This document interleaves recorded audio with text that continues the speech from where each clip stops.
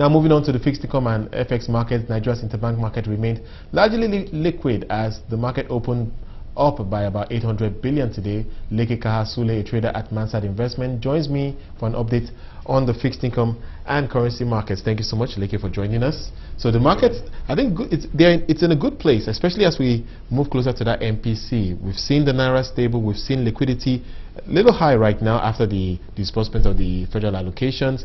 But then I think overall, many people will say no major surprises. The market is somewhat stable right now. Yes, the market remains very stable. Liquidity is around 800 billion. However, CBN sold OMO last week because about 200 billion Treasury bills, OMO bills matured on Thursday, so CBN took it out by selling OMO bills. Stop rate was 12%. FAC came in about 350 billion.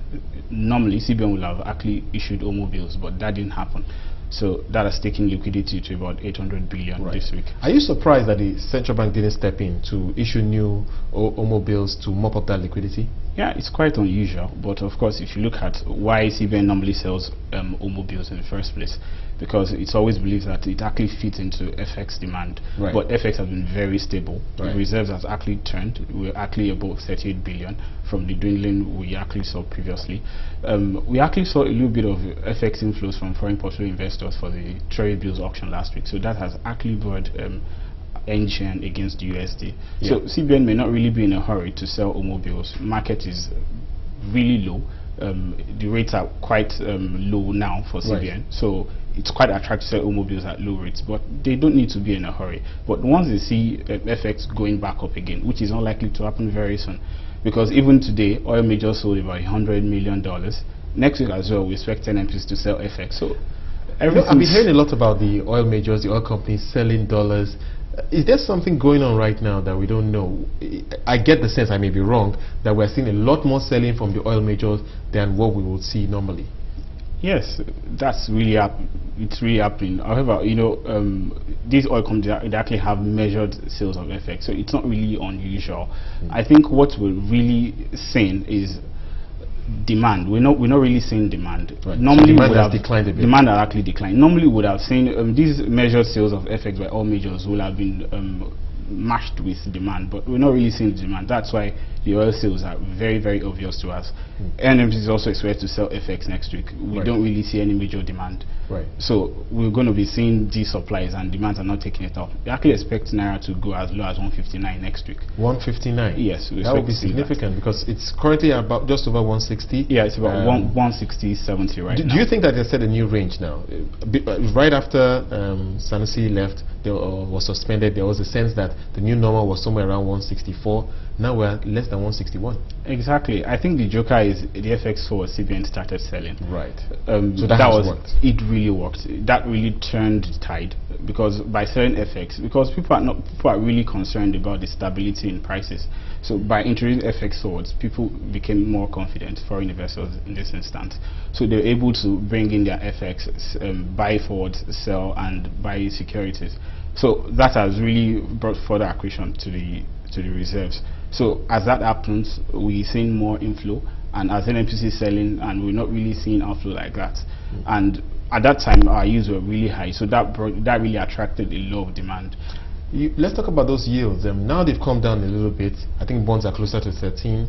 91-day T-bills is, I think, just over 11, if I'm not mistaken, or even maybe sub 11 now. Okay, so those yields, do you think they're still attractive to the foreigners? Especially given the stability of the Naira. I guess that is always what they look at first. Yes, it remains attractive. I believe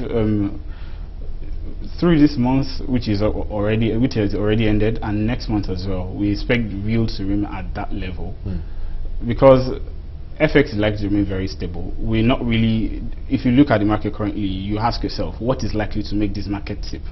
We can't find that. Just I think today, tomorrow, US Fed is going to meet about the asset purchase. Market worst case scenario, they're likely to sell. I mean, they're likely to reduce it by about additional $10 billion to 45. Market has already priced that in. Non-farm payrolls is paid on Friday. We're expecting wonderful figures as well. So nothing is going to make this market tip right now. It can only go down further. You know, it's interesting how we talk about things happening in the US these days, now impacting the markets over here. It just shows how globalization, even in the financial markets, has come to play here. Okay, so let's talk a bit about what we can look forward to. You are painting a very good picture for the Naira in the short term, but is it sustainable in your view? I don't think so. It's not sustainable. Because a lot of people had predicted the Naira is going to weaken this year. We may see 170. It hasn't played out and we're already 4 months in. No, it hasn't.